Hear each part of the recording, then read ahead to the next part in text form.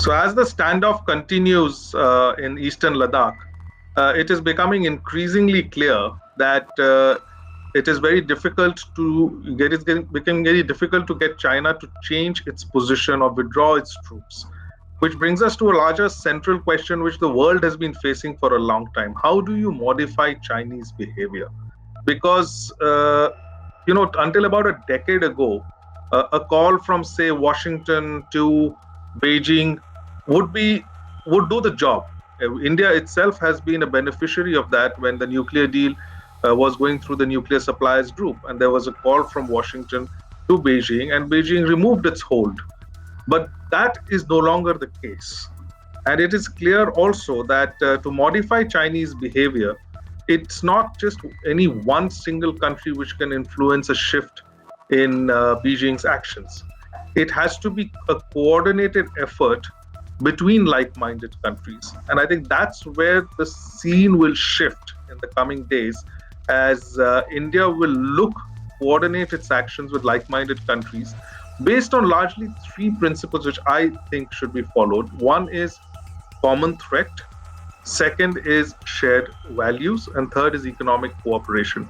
When I say common threat, there's a whole bunch of countries who are threatened by the rise of China. I mean, this whole big fear of the last decade that, the Chinese, basically the rise of China is not going to be a peaceful one, and that's coming true.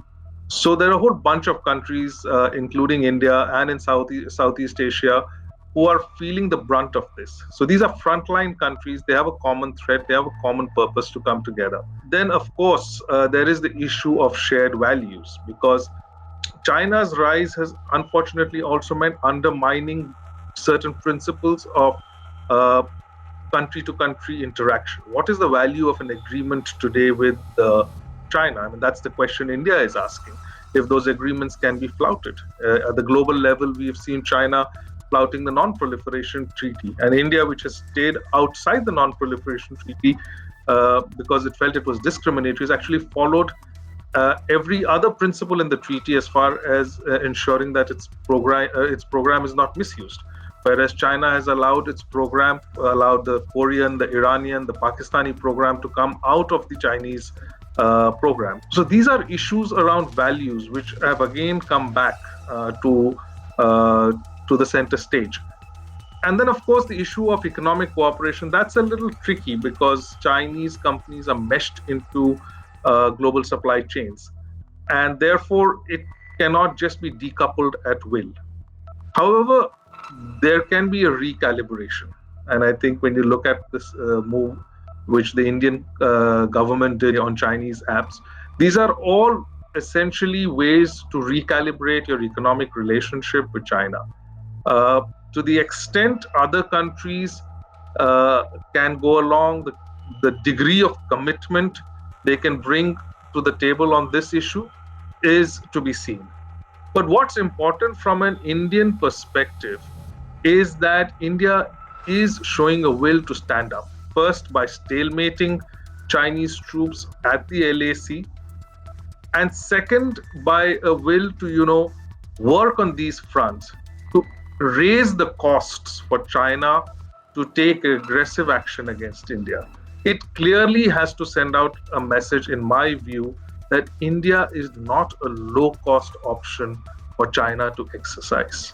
One thing is clear, that the Indian armed forces, which are at the forefront of the facing the brunt from the Chinese, they need to be equipped and strengthened in every which way.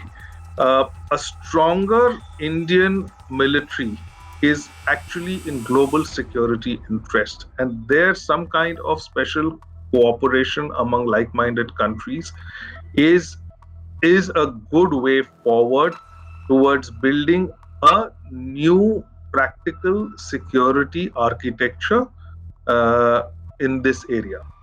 So, and also a strong message to South Asia that that the Chinese cannot treat South Asia as their backyard. Then, of course, India will need and will hope also that countries like the United States actually act on their words. while India puts up a stand on the line of actual control, there are several other pressure points for China, and particularly in the South China Sea, where the Americans can actually convey larger, more meaningful military purpose.